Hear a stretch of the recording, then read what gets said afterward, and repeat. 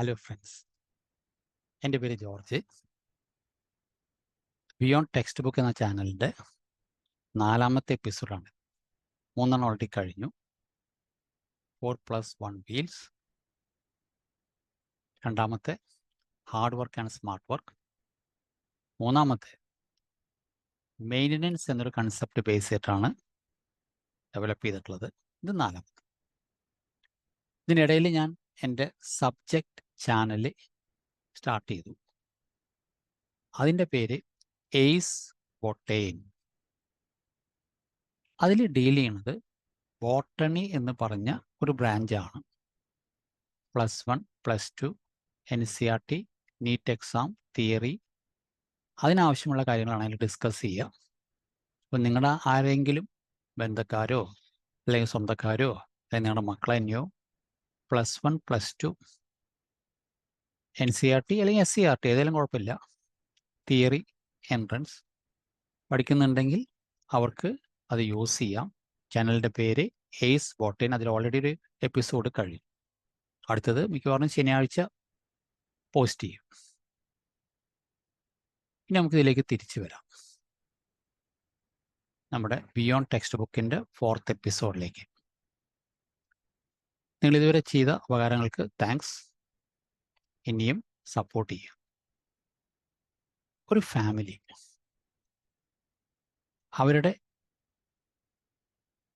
ഒരു സ്റ്റേറ്റിലേക്ക്, അതായത് അവരുടെ സ്വദേശം, ആ സ്റ്റേറ്റിലേക്ക് അവർ മടങ്ങി പോവാണ്. അപ്പോൾ ആദ്യം അവർ സ്റ്റാർട്ടിങ്ങിൽ നിന്നും ഒരു ഡെസ്റ്റിനി, അവിടെ നിന്നും ഫൈനൽ ഡെസ്റ്റിനേഷനിലേക്ക് അവർക്ക് മൂവ് ചെയ്യണം. അങ്ങനെയാണ് പ്ലാൻ. അപ്പോൾ 2 സെഗ്മെൻ്റാണ് ട്രിപ്പിന്. അപ്പോൾ വീട്ടിൽ നിന്ന് അവർക്ക് പോകാനായിട്ടൊരു വെഹിക്കിൾ വന്നു. അത് റെയിൽവേ സ്റ്റേഷനിലേക്ക് എത്തി. അവരുടെ ട്രെയിൻ രാവിലെ 10:30-നാണ്. പക്ഷെ ഇവർ റെയിൽവേ സ്റ്റേഷനിൽ എത്തുമ്പോൾ 10:44. അന്ന് ആ ട്രെയിൻ വളരെ കൃത്യമായി 10:30 തന്നെ എത്തി. 3 മിനിറ്റാണ് സ്റ്റോപ്പ്. 10:33 ആയപ്പോൾ ട്രെയിൻ ആ സ്റ്റേഷനിൽ നിന്ന് വിട്ടുപോയി. ഇവർക്ക് ഒരു സംശയം ഉണ്ടായിരുന്നു, ട്രെയിൻ മിസ്സാവുമോ എന്നുള്ളത്. എന്തായാലും വെഹിക്കിളിൽ നിന്ന് ഇറങ്ങി ഓടി സ്റ്റേഷനിൽ വന്ന് കാര്യങ്ങളൊക്കെ അനലൈസ് ചെയ്തു. അപ്പോൾ ട്രെയിൻ പോയി കഴിഞ്ഞു. കാരണം ഇത് ട്രെയിൻ മിസ്സായ ഇതിൻ്റെ കണക്ഷനാണ് അടുത്ത ട്രെയിൻ.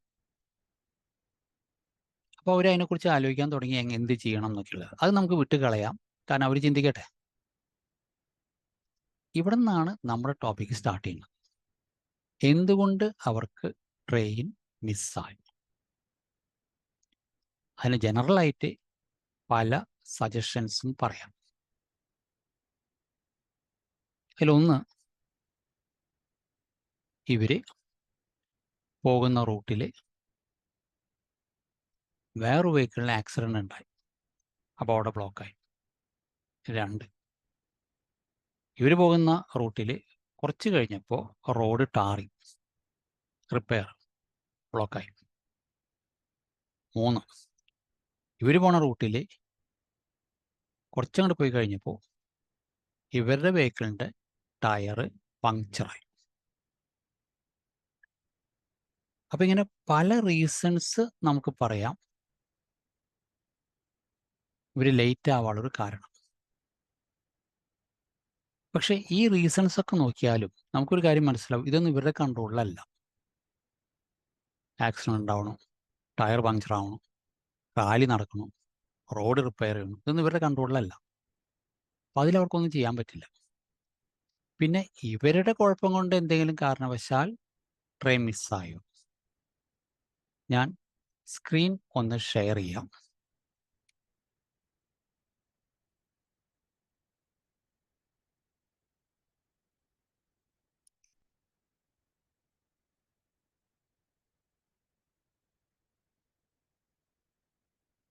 ഇപ്പോൾ സ്ക്രീൻ വന്നിട്ടുണ്ടാവും. നമുക്ക് പ്രൊസീഡ് ചെയ്യാം. അപ്പോൾ എന്തുകൊണ്ട് ഇവർക്ക് ട്രെയിൻ മിസ്സായി? അതിലേക്ക് നമുക്ക് പ്രൊസീഡ് ചെയ്യാം.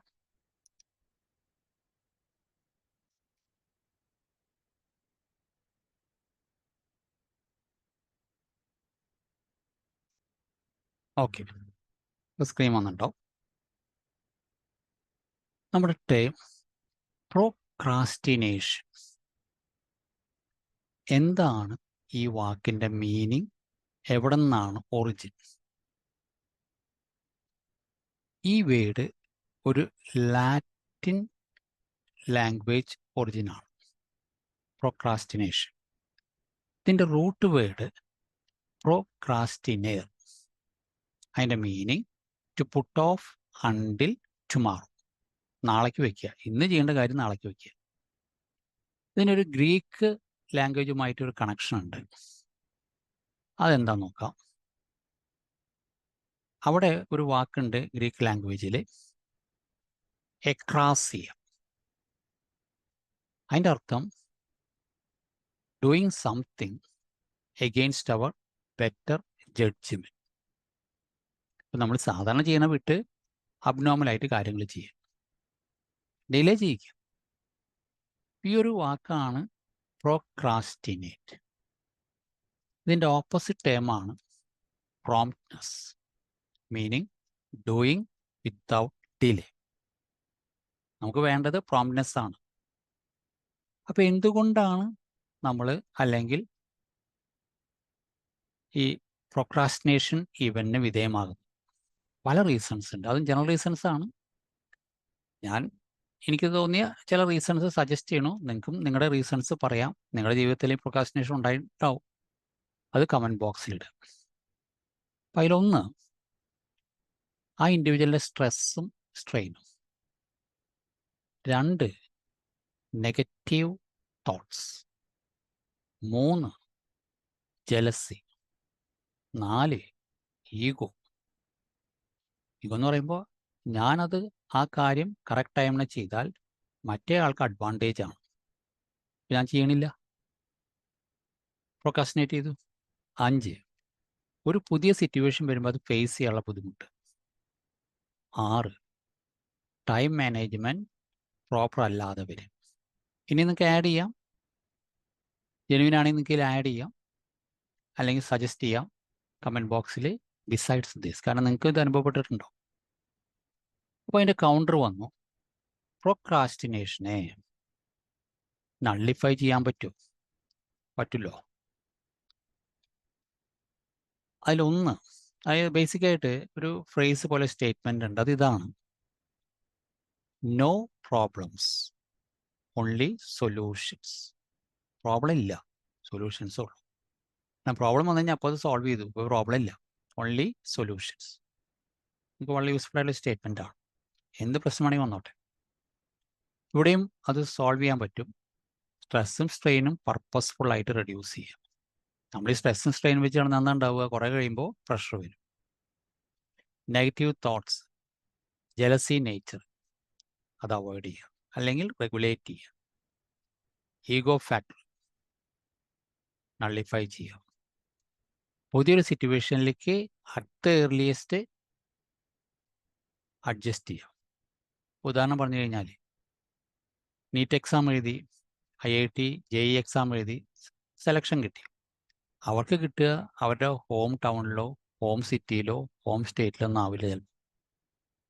അപ്പോൾ പുതിയൊരു അറ്റ്മോസ്ഫിയറിലേക്ക് അവർക്ക് പോകേണ്ട വരും. അവിടെ ചെന്ന് കഴിഞ്ഞാൽ എത്രയും വേഗം അഡ്ജസ്റ്റ് ചെയ്യുക, അപ്പോൾ തന്നെ പ്രൊക്കാസ്റ്റിനേഷൻ അവോയ്ഡ് ഓട്ടോമാറ്റിക്കായിട്ട് വരും. ഇനി പ്രോപ്പർ ടൈം മാനേജ്മെൻറ്റ്. അതുപോലെ തന്നെ നമുക്ക് 4-5 ഹെവി ടാസ്ക് കണ്ടിന്യൂസ് ആയിട്ട് കിട്ടി, 2 ചെയ്തു, അപ്പോഴേക്കും നമുക്ക് മടുത്തു, എക്സോസ്റ്റഡായി. ഇനിയും കിടക്കുകയാണ് 3. അപ്പോൾ ഇതിൻ്റെ ഇടയിൽ നമ്മളൊന്ന് ചെറുതായിട്ടൊന്ന് സീറ്റിൽ നിന്ന് നടന്നു, ഒരു ചായയോ കാപ്പിയോ കുടിച്ചു. അതിനുശേഷം വീണ്ടും സീറ്റിൽ വന്നു. ഇതിൻ്റെ ഇടയിൽ വല്ല ഈസി ടാസ്കുകളുണ്ടോ നോക്കി. അപ്പോൾ കണ്ടു 2 ഈസി ടാസ്ക് ഇതിൻ്റെ ഇടയിൽ കിടക്കുന്നുണ്ട്. അപ്പോൾ അത് ചെയ്തു.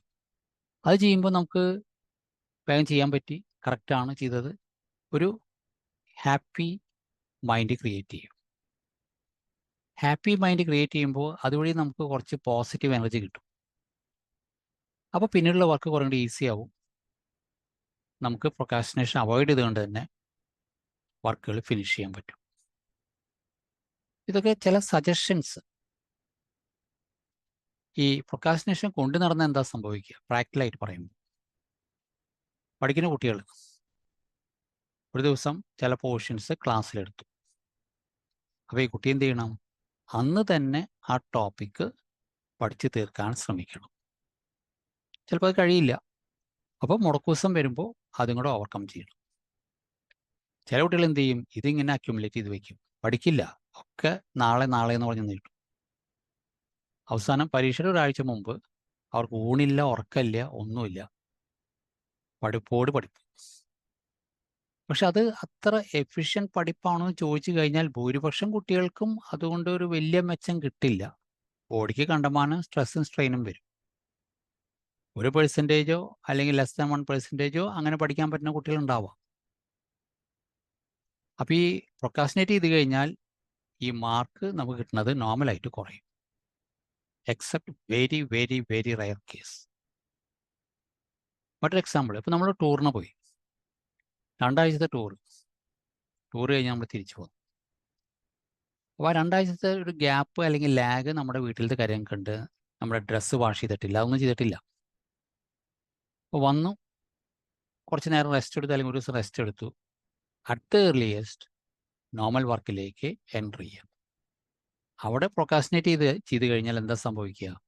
ഈ വർക്കുകൾ മുഴുവൻ പെൻഡിങ് വരും. അപ്പോൾ നമുക്കൊരു കാര്യം മനസ്സിലായി, പ്രൊക്കാസ്റ്റിനേഷൻ എന്നൊരു ഇവൻ്റ് അത് നമ്മുടെ ഡെവലപ്മെൻറ്റിന് ഒരു ഹെവി ബ്ലോക്കാണ്. ഏറ്റവും ബെറ്റർ പ്രൊക്കാസ്റ്റിനേഷൻ നള്ളിഫൈ ചെയ്യലാണ്. പറ്റുമെങ്കിൽ ആ പ്രാക്ടീസിലേക്ക് വരിക. നമ്മൾ കൂടുതൽ കൂടുതൽ പ്രോംപ്റ്റ്നെസ്സിലേക്ക് എത്തിപ്പെടുക. ഇതാണ് നമ്മുടെ ഇന്നത്തെ discussion point. Procrastination, how we can avoid it, or what are the reasons how we can avoid it, and what is the advantage of promptness. നിങ്ങൾക്ക് ഇത് ഇഷ്ടപ്പെട്ടാൽ ലൈക്ക് ചെയ്യുക, ഷെയർ ചെയ്യുക, സബ്സ്ക്രൈബ് ചെയ്യുക, കമൻസ് ഉണ്ടെങ്കിൽ കമൻറ്റ് ബോക്സിലിടുക. ഈ ചാനലിൻ്റെ പേര് ബിയോണ്ട് ടെക്സ്റ്റ് ബുക്ക്. സബ്ജക്റ്റീവ് ചാനലിൽ എയ്സ് ബൊട്ടേൻ +1 +2 NCERT തിയറി എൻട്രൻസ് ബേസ്ഡ് ഏരിയയാണ്, ബോട്ടണിയാണ് ടോപ്പിക്ക്. അത് ഡിസ്കസ് ചെയ്ത് ഓൾറെഡി ഒരു എപ്പിസോഡ് അതിൽ പോസ്റ്റ് ചെയ്ത് കഴിഞ്ഞു യൂട്യൂബിൽ, എയ്സ് ബോട്ടൈൻ. അപ്പോൾ നമുക്ക് അത് ഈ എയ്സ് ബോട്ടൈൻ മിക്കവാറും ശനിയാഴ്ചകളാണ് പോസ്റ്റ് ചെയ്യുക. നമുക്ക് ഇതിവിടെ വൈൻഡപ്പ് ചെയ്യാം. Thank you. We can meet with another topic soon.